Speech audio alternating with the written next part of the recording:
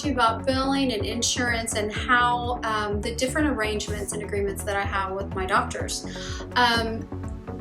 Insurance will cover this. First of all, let's put it that way. It's not 100% across the board, so I never like to guarantee my patients that absolutely is covered. But most of the time, insurance will cover the areola tattoo for them. However, please keep in mind that their insurance deductibles and their copays do apply. So what I mean by that is, let's say that your patient has a $5,000 deductible and a $50 copay. So let's say that she's had all of her surgeries done and she's already met her $5,000 out of pocket. So at that point in time, she can go ahead and come in, as long as it's in the same calendar year, she could go ahead and come in and have the areola tattoo done. The only cost out of her pocket to the patient would be her $50 copay, because she has already met her $5,000 out of pocket due to all the other surgeries she's had in that same calendar year. Okay, so now let's look at that from another angle. Let's say that your patient already had all of her surgeries, but it was last year, and so now we're in a new year and she's wanting to have her areola tattoo done. She has a $5,000 deductible, a $50 copay. So when she comes in, even though yes, her insurance will cover for her to have this done, she is responsible as the patient for the up to the first $5,000. So let's say that insurance were to say that we should be reimbursed $1,000 for her bilateral areola tattoo. She is responsible for all $1,000 of that, because it's going towards her deductible of $5,000.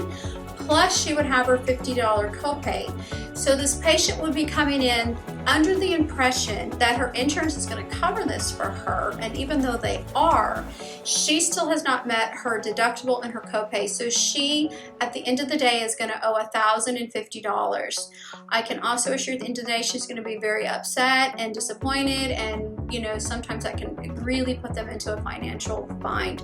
So I am very careful and I'm very forthright with how I describe, yes, insurance will cover it. However, your insurance deductibles and your copays do apply. So there's a lot of times that I don't even mess with billing the patient's insurance, or have my office bill the patient's insurance, because of that second situation that we were looking at. The patient has not met their $5,000 deductible. Their cost would be $1,050. And so let's say that if she comes in, I agree, I'll do it for $600. So it saves her money. A cash price would actually save the patient money over going through their insurance. Okay, so that's where the insurance covers it. Is yes, it will, but you have to be very forthright with your patients, please, please, please, that it can really put them in a financial hardship. So I personally do not bill insurance. The doctor's offices that I work for, they are all in network with all the major insurance providers, and so they have their own lady in office that bills insurance for them. They will do what is called a pre-cert. This pre-cert is where physically she will call each individual's patients, their insurance company, provide them with her insurance information, and say, we have Sally Mae that's trying to get pre-approved for an areola tattoo. And so the insurance company will usually respond with, okay, we approve that, here's your authorization number. And it's very critical that you write down the date, the time that you spoke with this person, who you spoke with, and that authorization number. So now that you know they've been pre-approved, you can go ahead and get them scheduled. You have 30 days for that authorization to stay valid. If for some reason your patient gets sick and has to move on, you will want to redo another pre-authorization if it's past 30 days, or they will deny your payment. So insurance can be very, very tricky. Sometimes when you call in, they don't want to give you an authorization right away. They want you to provide medical records. And so at that point in time, either yourself or whoever's in your doctor's office that's designated to do that will have to call the patient and get access to their medical records. Almost every patient, it's not difficult. They have them, it's all digital. It's a matter of them sending it over by email, but they will send it to you and you can send it off to their email, or send that off to their insurance company. And what they're looking for is proof of cancer. So they just need to know that there really is a need for the areola tattoo. So sometimes they send you on hoops, sometimes they don't, smooth sailing. Some insurance companies, Blue Cross, Blue Shields, most of their plans, they don't even require a pre-authorization. So you can just call and then they'll be like, you don't need one, so you're free to proceed. So insurance can get a little tricky. Make sure that you play by their rules and everything at the end of the day turns out nicely. There is another way that you can become an out-of-network provider yourself so that you yourself can bill insurance. Let's say that you don't want to go to work for a doctor's office.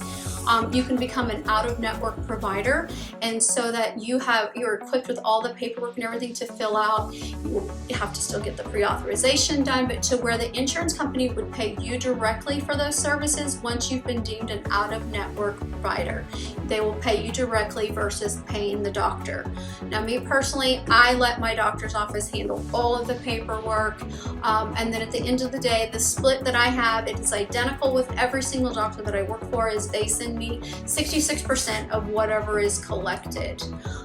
So sometimes I do them cash price, like we said, say they haven't met it, or the patient doesn't want to go through insurance, or they just, the husband maybe got laid off and they don't have very good insurance. They'll do a cash price. I usually really work with those ladies on their cash price, and a lot of times I'll still do them complimentary.